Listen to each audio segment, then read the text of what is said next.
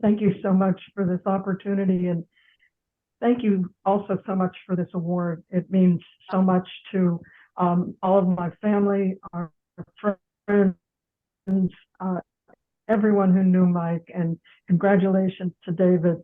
But I just want to talk to you just a little bit about Mike's life, things that most people probably don't know. But his journey utilizing assistive technology started one day when I arrived at school a little early to pick him up. And I found him laying on the floor with a pencil between his teeth, pecking at a keyboard. Now, that was not assistive technology. And from that point, we had to fight, like so many other parents have had to do, to make sure that their children receive the technology that they need to be able to compete in the classroom, and not just in the classroom, but in life. And Mike, as soon as he got his assistive technology, in one weekend, he was able to master what at first he used was just a string switch. And eventually he was teaching the local assistive technology, or LAT specialists, on how to use assistive technology.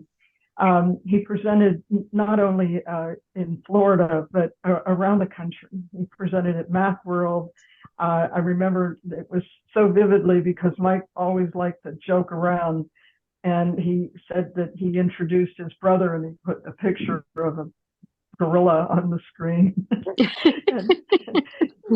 he always had to find a way to make people feel comfortable and to be able to laugh and just enjoy, the technology. And that's how kids really get hooked on technology. They want it to play games. They don't care about taking tests. They don't care about quizzes. They care about having fun. And that's really a lot of what Mike did.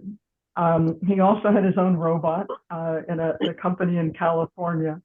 And like any child, well, he was pretty much an adult then, but when he was little, he would always tell his brother, when his brother had to be the one running a truck or a car, and he'd say, faster, faster, and then, wreck it, Brian, wreck it.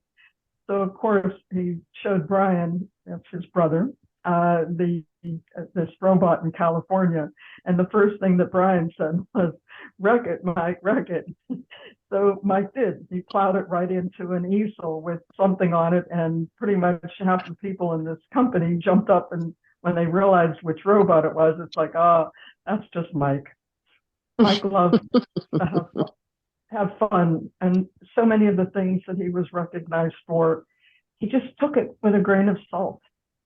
He was Apple Computer's last Apple Master, and the youngest and the only disabled.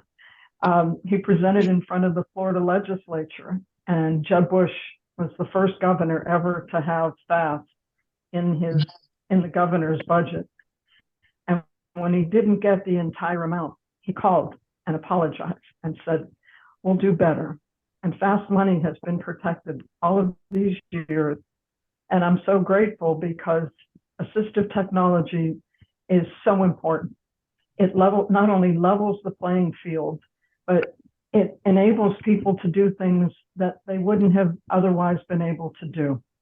And for Mike, it was fun and game and a lot of the things that he did with editing, but also in developing assistive technology.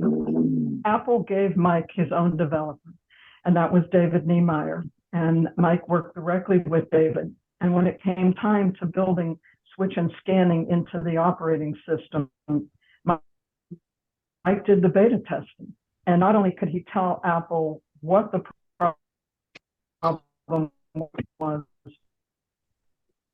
but where, on which line of coding. So, and in one weekend, he fixed it. Mike's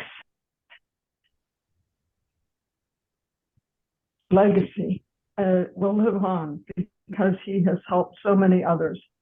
And this is the first announcement, actually, that I'm making, but and that foundation initially will be to raise funds for accessible and inclusive play equipment. But our mission statement is much broader. And so we'll certainly give you more information about that.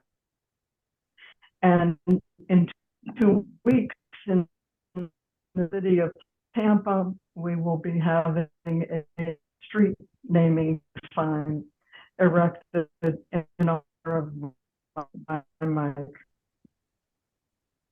His life was, I mean, so many people say that, you know, people were one of a kind. Mike really was one of a kind. Honestly, it's going to remain and continue giving back to others as well. Thank you all.